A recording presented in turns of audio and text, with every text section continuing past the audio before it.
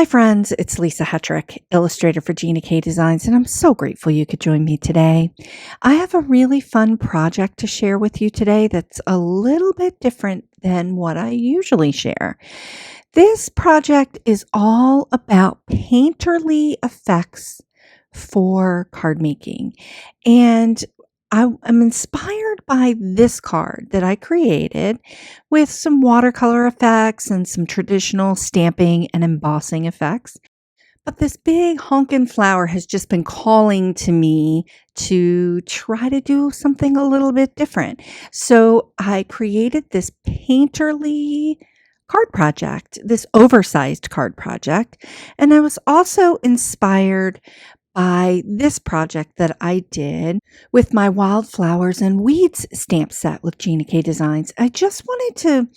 One Saturday afternoon, I just wanted to create a painting with wildflowers and weeds.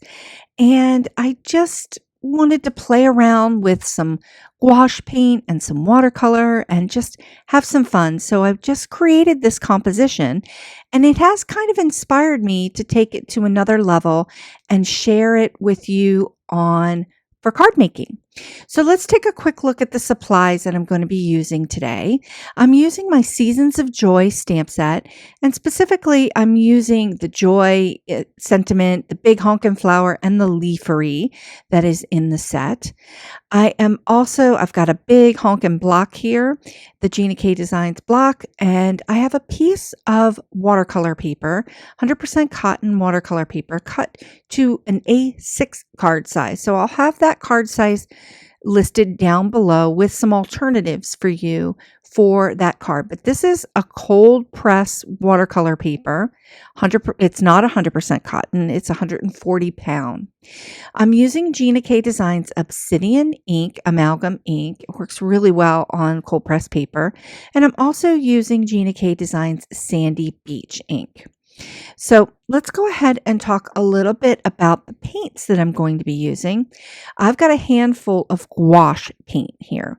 Now, I'll have all of the details about the gouache paint listed below, but gouache paint is an opaque watercolor.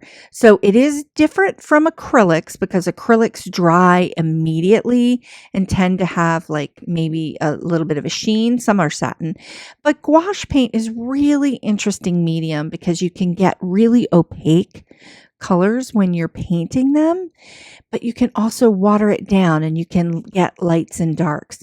And I really wanted to experience the richness of the gouache paint. When it dries flat, and it is such a fun medium to work with.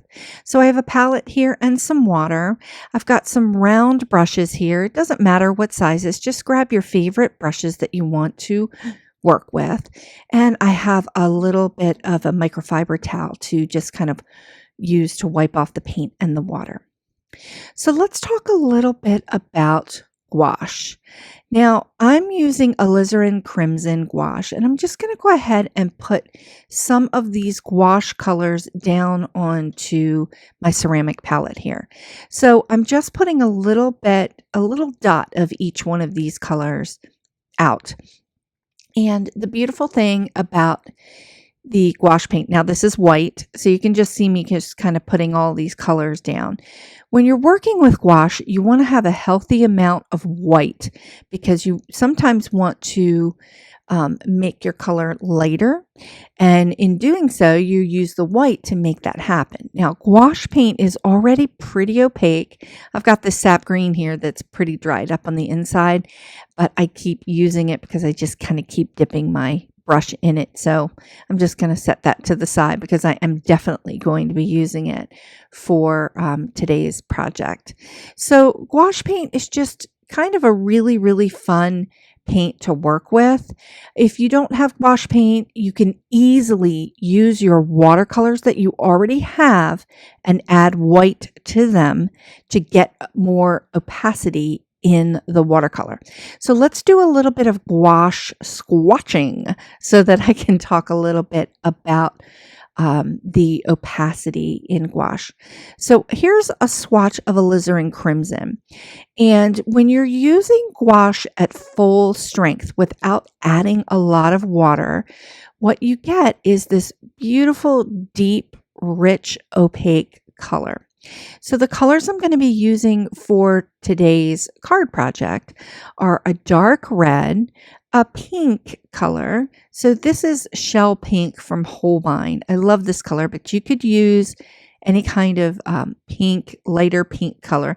That red and that pink together in a project really creates a whimsical and kind of vintagey look for the holiday season. It's kind of my favorite color combination. So I've also got some ultramarine blue here, and I'm going to mix it with this leaf green. So this leaf green color is kind of like a chartreuse color, and you can see that I've mixed it up with some ultramarine blue to get a little bit of a darker, leafier, holly-like green. So I'm going to go ahead and swatch that out here on the side. And when you're working with gouache, one of the beautiful things that I love about working with gouache is that you can really control the opacity with water. So when you're working with watercolors, the more water you add, the lighter the color gets and the more transparent the color gets.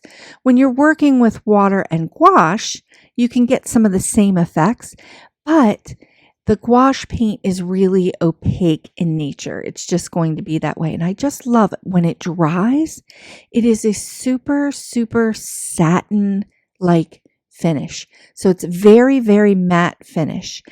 And because it dries matte, I really enjoy that vibrancy that you can get.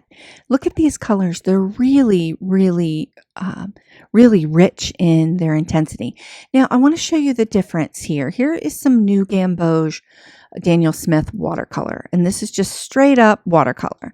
I'm going to put a little bit of it on my palette here, and I'm going to mix it with white to show you how you can take your watercolors that are in your stash and make them opaque and act like a gouache paint. So remember, any watercolor that you have, you can add white gouache paint to it and you can get that opacity. So here is New Gamboge. Now look at that transparency in the watercolor. So and that's what watercolor does. It's transparent. It's beautiful. I love using it for my washy watercolor effects. But I really, really enjoy using this gouache too. So I love just kind of experimenting with different mediums and getting into the flow of things and seeing where things take you. So I'm taking this New Gamboge here and I'm adding some of the white gouache paint. You can see that I haven't added a lot of water, so I've got a really thick kind of pasty like paint here. And I do need to add a little bit of water to get this to move. And that's the more water you add to the gouache, the thinner it's going to get. So you can see I'm only just adding a little bit of water to move that paint around. It can be kind of thick, so you do need to add a little bit of water to get it to move. But look at the two colors side by side. So the New Gamboge over on the left-hand side is just a lot more transparent than the one on the right. So it's just kind of fun to understand the differences between different mediums, gouache paint and watercolor, and how you can use them for your paper crafting, your painting, and your card making projects. So let's go ahead and get started on our project for today. Now, first, we're going to stamp out our images and create the composition for our card painting. And that's what I'm calling it, a card painting. And we're just going to stamp out the big honkin' floral and the leafery for the composition here. And I'm doing it in Sandy Beach because we're going to use that gouache opaque paint, and at that Sandy Beach, all of those lines are going to disappear. So the entire project is going to have the no line watercolor / gouache effect. And it's going to have that painterly look and feel. Now, This is what I find that's so beautiful about our stamped images and creating paintings with them. You can use your stamped images, pull them together into a composition on whatever surface you want to work with, whether it's a card front or a canvas or anything that you want to work with, and just pull your stamped images together, stamp them in that lighter ink color, and then start painting and use the stamped images as your guide for painting your project. And it's a little bit of a longer process, the paper crafting, but you really do get into a different flow and you're practicing painting techniques and you're really just kind of enjoying a Saturday afternoon painting, and you're making a really fun card project along the way. So I'm mixing up some paints here, and I was playing around with some ultramarine and cobalt turquoise, and that did not really turn out the way I wanted it to. So I'm going to pop some of this leaf green down onto my palette here because we're going to get started with painting the leafery that's next to the big honkin' flowers. Now, I've painted out that leaf element, and it is a solid stamp, but that is okay. We're going to use that solid image in the sandy beach as our guide for painting over top. So you can see I've taken a little bit of that ultramarine blue and that leaf green just right from the tube, and I've just mixed it up to get that darker shade of green, that more of a holly-like look and feel, because I'm going for a holiday look here. So I'm using my round brush here, and I'm just using the stamped image as my guide, and I'm painting over it. Now, when you're working with gouache, because it's opaque, it's going to cover this leafery image very, very well. It's going to just cover everything that we did in Sandy Beach ink, and it's just going to reveal itself to be in the darker green. And you can see that I'm just kind of outlining the image, and then I'm just painting it in. Super, super simple. When you're painting with gouache, sometimes it can feel like when you're first laying it down that's a little bit streaky, but give it a moment to blend and have some fun with the paper that you're painting it on, and it will just smooth out. You can also layer multiple layers of gouache paint on top to create more of an intense color. I'm going to probably do these leafery images in one layer, and I might just kind of touch it up and add a little bit to it. Now, when you're adding layers on top of each other with gouache, the colors aren't like watercolor. They don't act like watercolor where they're transparent and they glaze or layer and you can just get into more intense transparency. They literally layer on top of each other. So if I were to take a lighter color and layer it on top of the leafery here, it would just be light on top of dark because it's an opaque watercolor. It's an opaque medium. So I'm just going to go ahead and work on the other leaf that's on the other side of the big honkin' flower and just take a peek at just painting this. And I'm dipping my brush into the paint, and then I'm just following my lines of my leafery here. And I'm just going back and forth, and occasionally I will put my brush into the water and just add a little bit of water to my brush if I feel like the brush is dragging a bit.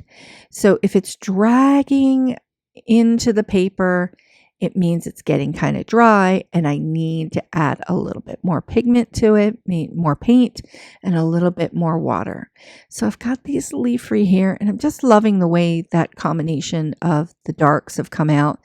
There's a little bit of granulation in the color because the pigment's breaking down since it's mixed, but it's so rich and beautiful. And look at the intensity of how dark that color is. I just love it. Okay, so we're going to go ahead and move on and talk about alizarin crimson. And I'm going to bring a little swatch up here. I'm going to use alizarin crimson predominantly for my big honkin' flower. But I've swatched out 3 other colors here just to show you how opaque the color can be. So I've got alizarin crimson. Alizarin crimson gouache from Winsor Newton is one of my favorite reds. It is a really, really bright, intense, very Christmassy holiday red. But I'm showing you here how I'm just layering that color around in that circle and how immediately opaque it is. But I'm also going to show you, I'm cleaning off my brush here and getting it really saturated with water. And I'm just going to take it to the edge here and show you how you can water down gouache paint, get it to move and lighten the intensity of the opacity. So you can make it kind of transparent. But the beautiful thing is how you can get the opaque richness of this color. Okay, so now we're going to paint the bloom, and this is the crux of the tutorial today. I am going to turn on some music and play some music in the background so you can watch me paint, and if you're painting along, you can follow along. But basically what I'm doing is I'm working from petal to petal, and I'm alternating so that I'm not working on petals that are right next to each other. And you can see my method for painting the petals is to kind of start from the center of the petal, outline it a bit, and then I'm just going to fill it in with some beautiful opaque alizarin crimson. And you're going to see me sometimes dip my brush into the water and clean it up and then just kind of run it over the opaque gouache and pull some of that color away. So I'm just kind of doing a little bit of what I call a hybrid approach, where everything isn't all just one flat color. Sometimes I'm pulling that gouache away with water so that I can restore and get some intensities between lights and darks. So some of the petals are going to be darker than others, but that's how I'm going to get that variation between each petal and what's coming forward and what's going backward. And I'm also taking quite a few liberties with the petals. I'm the one that illustrated this flower, and I know that I have smaller petals in the center, but I'm really just painting them into the whole composition. I don't want to get too fussy about all the little tiny petals that are in the center there. I really just want to enjoy the painting the flower. So I'm kind of blending some of the petals together, and you can see how I'm doing that with these 2 petals right here.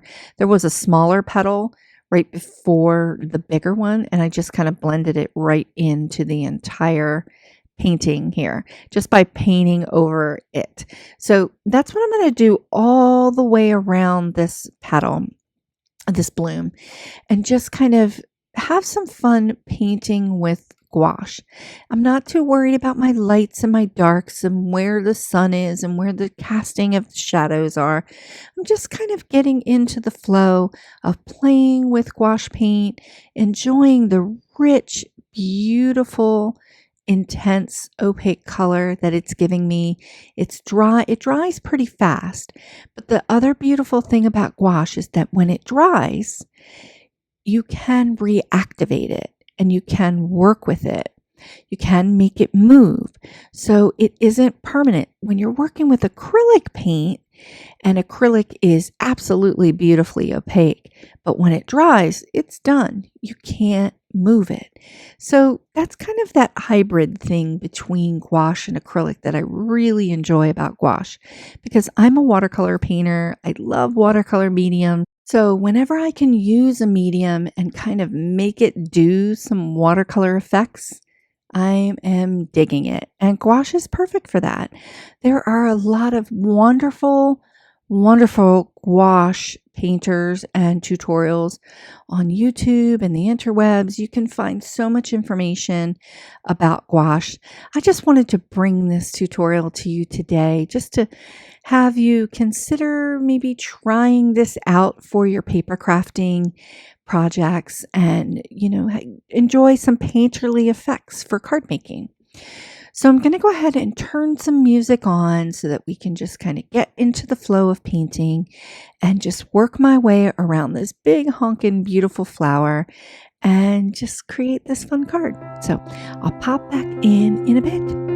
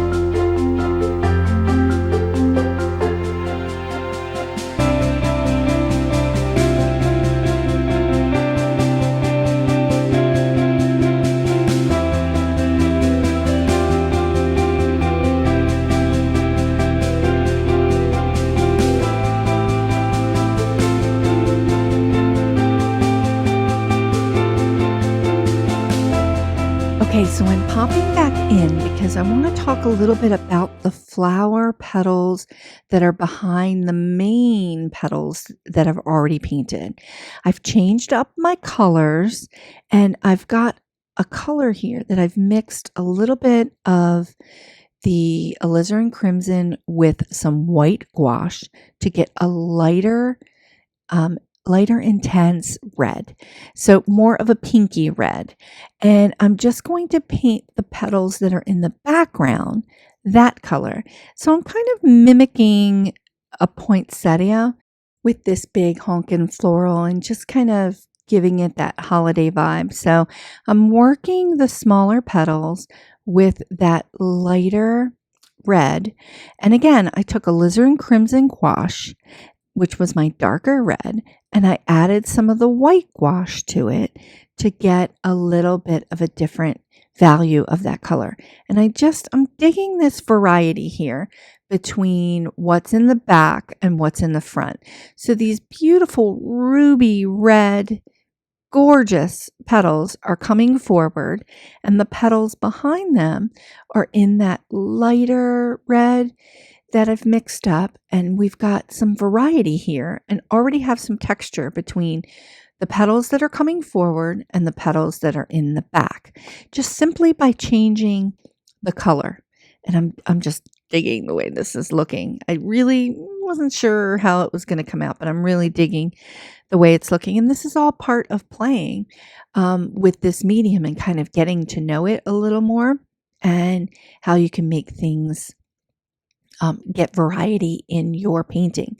Okay, so now I'm going into some of the petals that are even further back, and I've taken a little bit of that shell pink gouache, and I'm just adding that in the very, very back. So my petals that are really far back, and there are only a few, I'm using a much, much lighter pink, but look at how opaque that pink is.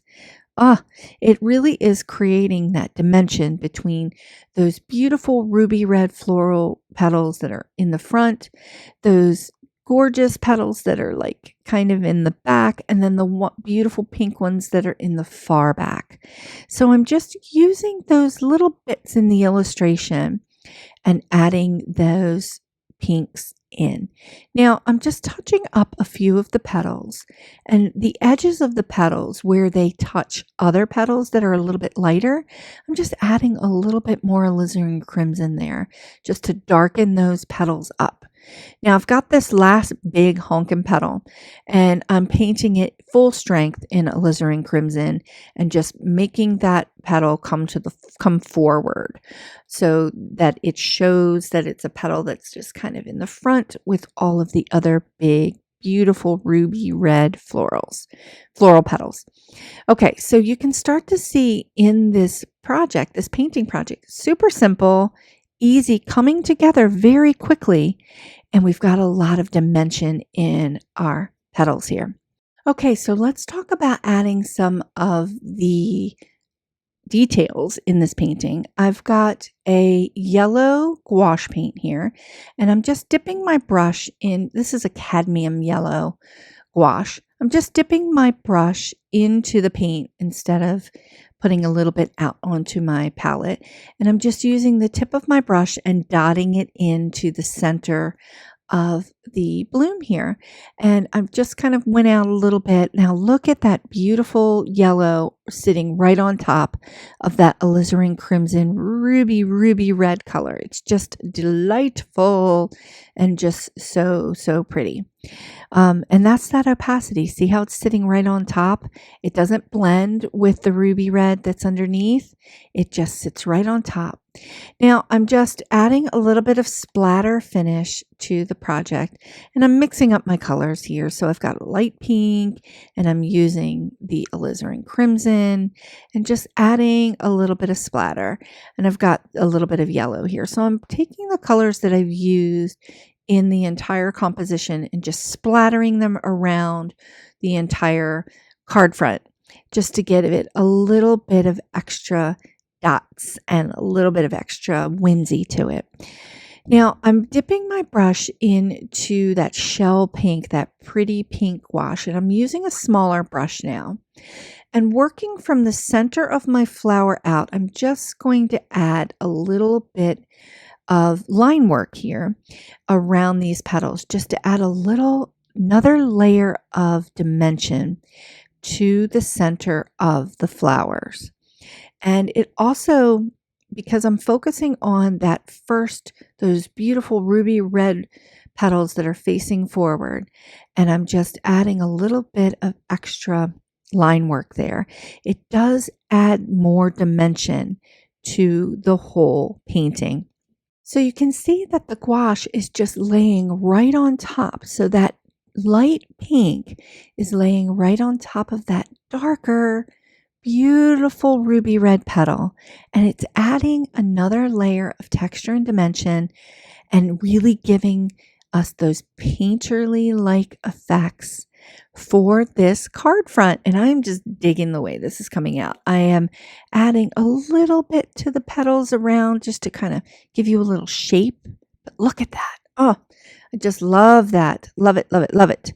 Loving that texture and dimension. Okay, so now we're going to go ahead and move in and stamp the joy sentiment right on top of the work that we've done here. And I've just used some obsidian and stamped it right between the petal, that little petal right there, and the leafery. And I'm just digging the way this looks. So, okay, so I'm just going to add a little bit more yellow here, and I'm just tapping it out on top of my sentiment because I want to get a little bit more splatter going around that sentiment. Loving the way this looks. Just enjoying this process so much. Take a look at the original inspiration over here on the right. Now, I want to focus on sharing how to paint some extra leafery in here that isn't a stamped image. So I'm just using my small brush, and I've dipped it into some of my green gouache paint that I've created. And I just kind of swooshed a little brush stroke from that petal where the leafery was out. And then I'm just using the whole entire belly of the brush to create little leaves that are coming off of the brush stroke. So you just use the whole entire belly of the brush and just kind of like dropping little droplets of leaves right into the project here, right into the line work. And this just adds another little painterly effect, a little bit of you into the whole card front, because you're painting this in instead of stamping this in. And I am just loving the way this came out. I hope that you've enjoyed this gouache and painterly process. I hope you'll get out all your stamps and give this technique a go. So I have a free download for 8 card sketch ideas for Seasons of Joy. And I'm hearing from you all that you really like these sketch idea sheets. So I just enjoy making them for you. The link to the free download is below in the description, and I hope you enjoy all of the ideas. So here's another look at the Seasons of Joy stamp set and the accompanying die set. You can pick this up at GinaKDesigns.com, and the link is in the description below. Thanks so much for watching. Please consider sharing the joy by liking this video and subscribing to this channel. And I'm sharing more card and watercolor tutorial videos for your inspiration right here. So come on in and take a peek at my tutorials. I have a lot to share, and I'll see you next time.